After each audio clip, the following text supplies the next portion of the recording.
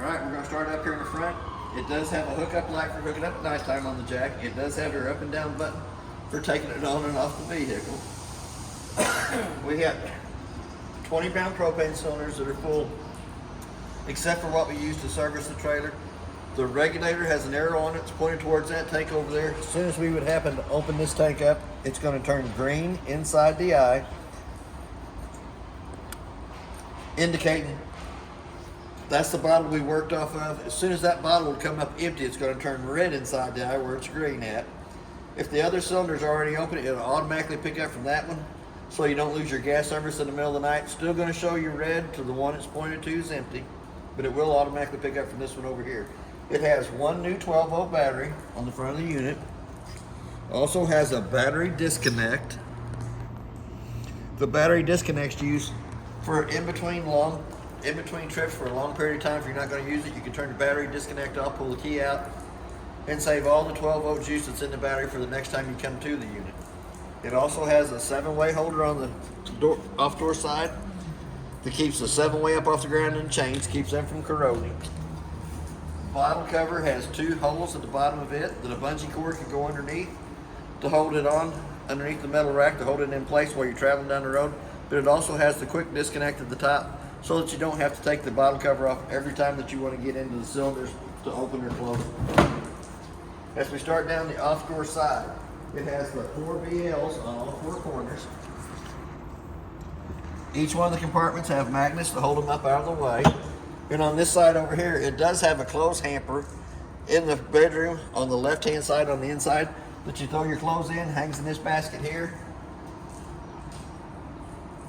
But it can be accessed from the inside or the outside, either way you want to go with it. As we start down the off-door side, we come up to our first termination valve, which is marked galley tank, which is actually your kitchen sink water. Lug nuts on the trailer have been torqued at 100 foot-pounds. The tires are air ducted pressure, which is 65 pounds on the side of the tire cold. We come back to our second termination valve. And I was going to say, it does have a little hole at the bottom that there's no screw in, but the slide ring comes out so you cannot attach that to the radius metal underneath. 30-amp power cord. It's 30 foot long. Does have a blue light on each end, indicates that it has power coming through it.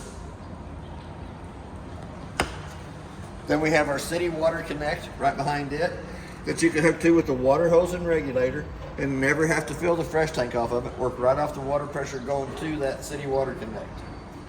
Our second BL on this corner over here. We have a park cable satellite hookup here at the top. Park cable on the left side, satellite on the right. Our second termination valves. The 2-inch gray valve in the front is your bathroom sink and shower water. The 3-inch black valve in the back is the toilet water only. We are also prepped for a Lippert extendable ladder for going up and checking the roof. It is prepped for a backup camera up top. It also has a spare tire carrier on the back of it. We're going to get you a spare tire for that. They got robbed for some reason, but we will be getting a tire for that right there. Suburban on-demand water heater. The outside switch has to be in the eye position for the lights to work on the inside. So we're going to turn it on. That way when we get to the control panel on the inside, we can turn it on and it'll actually light up and show you how it works. It does have an outside shower back here in the back that gives you hot and cold running water to the back of the unit. Also has a black tank flush that you can hook to with a water hose and regulator for while you're dumping your holding tanks. You can hook a water hose and regulator to this, turn water pressure onto it. It has a little aerator on the inside of the black tank that spins around, helps clean more of the debris out of the inside of the black tank only. As we start down the door side, we're going to come up to an outside compartment. It does have magnets to hold it up. It does have an outside refrigerator in it that is 110 only. Has to be plugged into 110 for it to cool down. But we also have a quick disconnect gas line here at the back. And if you had a fish fryer or a barbecue pit that would hook to that you can put out here by the outside kitchenette, would work really great. We also have our 2 low water drain points underneath the door here. The red is the hot side of the water system. The blue is the cold side of the water system. Those are used for winterizing and dewinterizing of the unit. And in between long trips, if you want to drain the water out so it doesn't get stagnated, you can open them up while you're going home and let the rest of the water come out of the line. It has a place for a TV here on the outside, a coax cable that works off the park cable or the antenna, and a 110 outlet to plug it into. Our freshwater tank fills here. Does have a white dump valve between the axles on the door side. That is your drain for the freshwater tank. Where our next connection up is the outside of the furnace. Sucks cold air in the top, hot air out the bottom. I always suggest putting the mud dauber screen over the outside of the furnace. Once it's been lit on propane, for some reason, mud daubers love that smell. They come to it, they build their little dirt nest on the inside, and it cuts your airflow down so that your furnace does not cycle properly. Our 4th BL jack up here in the front. Another magnet that holds it up. Does have a dry erase door on it so that you can write how you want to set the trailer up and how you want to break the trailer down for movement. Also has a light switch on the right hand side on the inside that turns the 2 LED strips on the front of the unit on. We also have 2 handles in here in the front compartment. The little handle is for the tongue jack that will manually crank that tongue jack up or down. For any reason it won't work off the switch. And then the bigger handle that is 3/4 inches on the end is for the stabilizer jacks on all 4 corners. And they are stabilizer jacks. They will not level the trailer from side to side. They just stabilize the trailer while you're walking through the center of it. That's all they're for. So we're going to go back to the front door. We're going to open it up.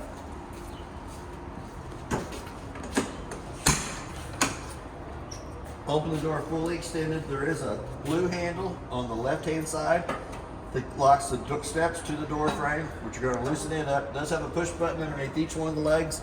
15 to 18 slots in the legs for adjustment.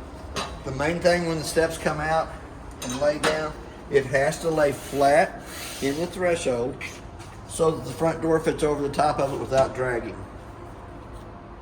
So here again, we got that. So we're going to go to the inside. It does have a working fire extinguisher on the left-hand side as we step in. We're going to come up to the monitor panel. A little green sticky note up here at the top shows you exactly what everything is. The freshwater tank is showing that it is empty. That is your clean water. Your battery voltage is your second button that shows you it's fully charged. To get an accurate reading of the battery, you really need to have the 110 line unplugged. The 110 line overrides that anytime it's plugged up and will show you fully charged. Black tank 1 is your toilet water, and it's showing that it's empty. Black tank 2 is not available in this unit, doesn't have the second bathroom. So gray tank 1 is your bathroom, shower, and sink, and your galley tank is your kitchen sink water only, and they're all showing empty. Right down below that, the first red switch on the left-hand side turns the water pump on between the freshwater tank and the faucets. The second one turns our awning lights on underneath the awning. And then our third switch is accent lighting that's above the slide room. The big flip switch right down below that turns the center row of lights in the living room and kitchen area on. They are on a dimmer so that you can dim them out if you wanted to. Turn them all the way back on. We have a slide room switch on the left-hand side that we're going to run the slide room out. And it's always good to make sure there's not a tree or a vehicle parked up along that slide room before you run it out.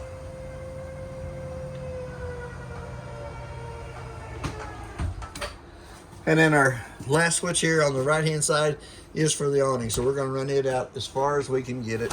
We can't get it all the way out because of the wall. We're too close to the wall on this side, but we can get it pretty far out.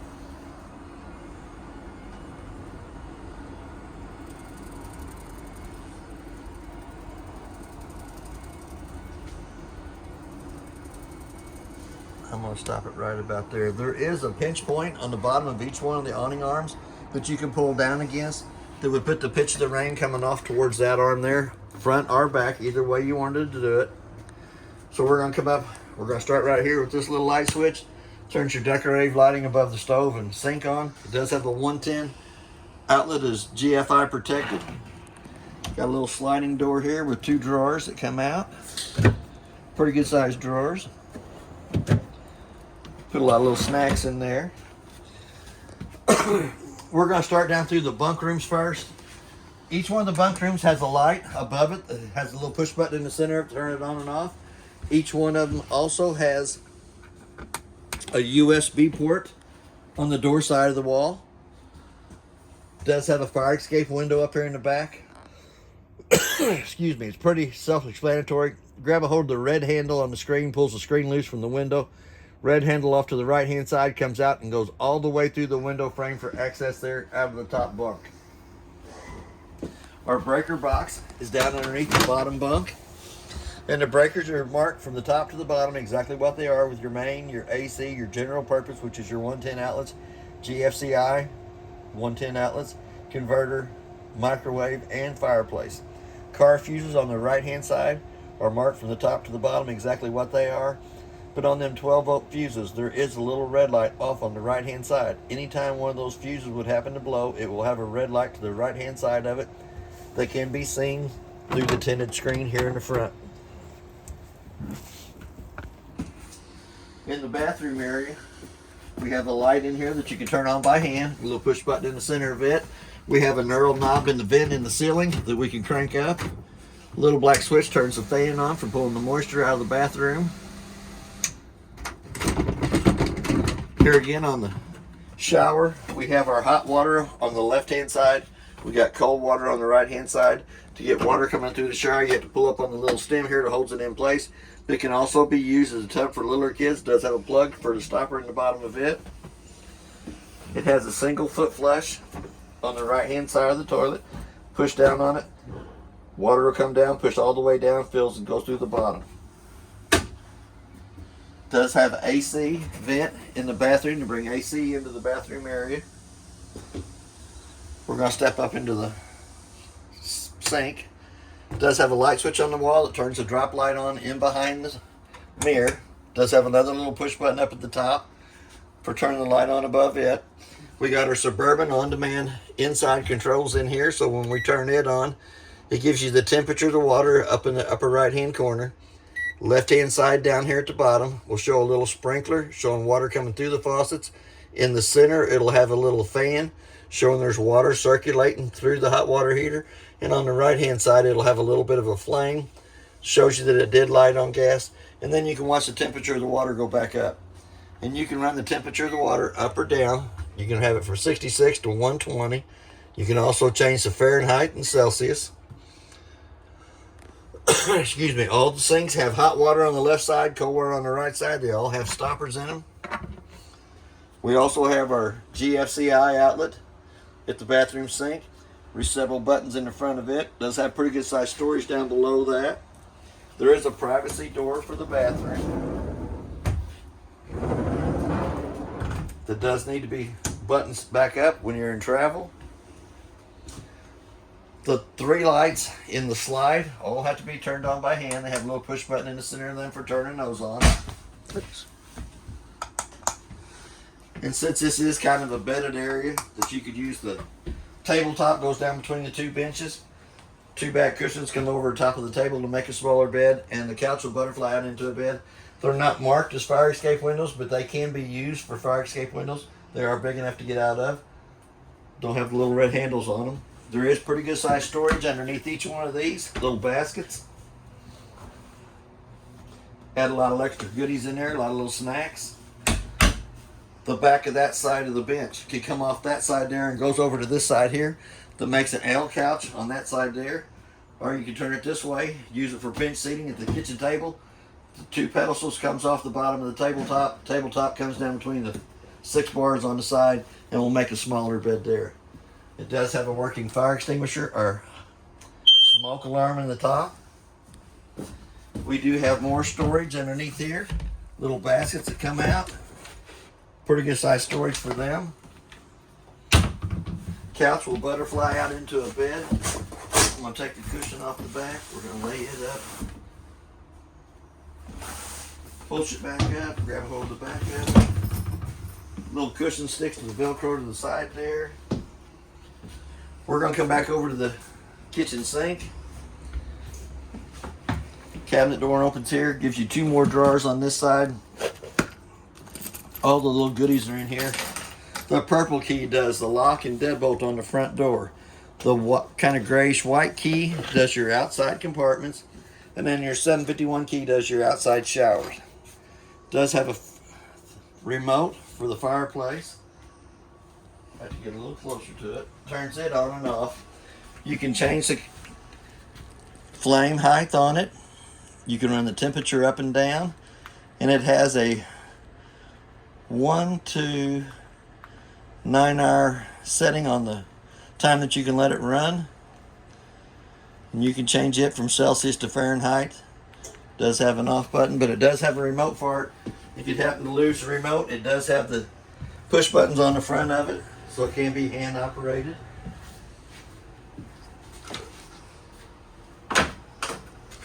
Most important piece of paper in the whole unit: Forest River information appliance sheet. It tells you who manufactured the appliances, model and serial number of all the appliances that's in the unit. All the rest of the paperwork's in the black bag. It's pretty good reading in there. Probably explain a little bit better to you than what I'm doing. But that's all in the top drawer. Has another drawer down below it. Brown vent on the cabinets are from the furnace that bring heat into the kitchen, living room, dining area. If you was to take the screw out of the bottom of this panel here, it would access you into the water pump. The water pump already has a bypass valve on it for winterizing. You can also see it through the bottom of the drawer here. If you open that drawer up, you can see the water pump down in it. But that bypass has a 1 valve setup on it. It is in the normal operating position now. When you would get ready to winterize, you would turn that just the opposite way that it is. Stick your hose down in your antifreeze jug and would pump antifreeze through the whole system of the unit. Here again, we're going to go back to the sink. It is marked red and blue all the way down. And back is for the hot side, all the way to the top. And back is for the cold side of the water system. We're going to push the little button on the right hand side of the stove. It does have a glass stove top on it that has to be pulled up 2 times up out of the way. Also makes you a little backsplash for while you're cooking. We're going to turn it up to the highlight position, hold down on the knob using the striker on the left hand side to light. And you'll always want to let them burners burn for just a minute, which heats the thermocoupler up right beside it that allows it to burn. We're going to do the same one on this one here. But if you let go of it too quick, it automatically goes back out. You're going to have to light it, let it burn for just about a minute until it heats that thermocoupler up to temperature. All 3 burners up on top will light with the striker on the left hand side. So we're going to turn them all 3 back off. Before you lay the tempered glass down, you got to make sure the griddle's cold to the touch of the hand before you lay the top down. So we're going to go ahead. We didn't let them burn very long. Microwave down below it, pretty good sized microwave, but it is a convection oven too. Here again you have your microwave, convection oven, microwave, convection on that side over there. Does have a clock button. It's an air fryer. And it is an air fryer. It's fancy. And it does have a clock on it. You can set the clock on it. Let's say it's 10:30. Hit the clock button again. Set your time on the microwave, convection oven, air fryer. The only reason I set the time on it is if I leave the unit for a long period of time and come back to it, if it doesn't have the right time, I can usually tell when one of the guys have come by, unplugged my trailer, plugged their trailer in, and we go from there. Freezer, refrigerator section does have the controls for it in the upper right hand corner. You can see it did build frost over the weekend. So we're going to close it right back up. The vent down below is for the inside of the furnace. Let's hot air return to it. There is a place for a TV here. It does have a little bracket on it already that mounts to the TV. We'll mount here. TV can be took from the inside to the outside of the unit, played on the outside. Cables will come through the little hole here at the top. That is a door, hidden door. We're going to let it open up. Same little hole for the outside that comes in here. We'll hook your park cable hookup or your satellite. Does have a 110 plug-in to plug it into. Has quite a few shelves inside of here. Also has a light that can be turned on 24/7 or motion censored, so when you open the cabinet it automatically comes on. There is another white plate at the top up here. That is access into your 12-volt wiring for your electric awning. Quite a bit of cabinet space here, inside and out. We're going to hide that door. We're going to come up to the thermostat. It's for the AC on the unit and the furnace. We're going to turn it on. We're going to hit that mode button 2 times. It's going to bring you down to the appliances. We're going to bring it over to where it says cool. Hit that mode button 1 more time. Bring it over to the fan speed. We want it in high and auto. We're going to hit that again. The temperature's dialed down to 33 degrees on it. Holy cow. And it gets pretty close to it.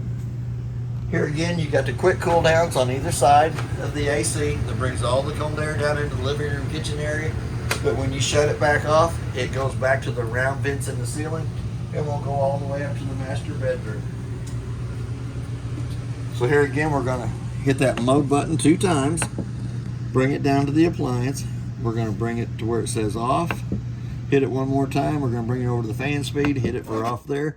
Automatically the AC shuts off. If you're going to run the furnace, you're going to hit the mode button 2 times. We're going to bring it over here to where it says heat. Hit it 1 more time. It's dialed up to 99 degrees and it is 67 degrees in the room. Automatically the blower on the furnace comes on. It's going to run for about a minute. It's got a self-igniter on it that lights itself, and then you'll be able to tell the temperature change on the thermostat that's in the unit. And it does get pretty close to the 99. It was up to 90 when I took the picture of it. Holy cow. There is a place for a TV backer on the wall here. Part cable or antenna hookup, a 110 outlet to plug it into. It also has a fire escape window on the off door side. Pretty simple to use. Grab a hold of the red tab here, pulls the string loose. Red handle on this side goes all the way through the window frame for access on the off door side. You can also use it for ventilation, let air come through. They do have the slow rising shades on all the windows. It has a Versatilt bed that is in the down position now that we hit the button. And here again, you can't have anybody laying on the bed while you're using the Versatilt. But it'll come up to about a 45-degree angle that you can also have a swing arm TV here that you can push out and watch the TV from the bedded area. We're going to drop that back down. We do have a USB port and a 110 outlet on either side of the master bed. And that is a king size bed. 110 outlet and USB port on both sides. It does have a reading light on both sides of the head of it.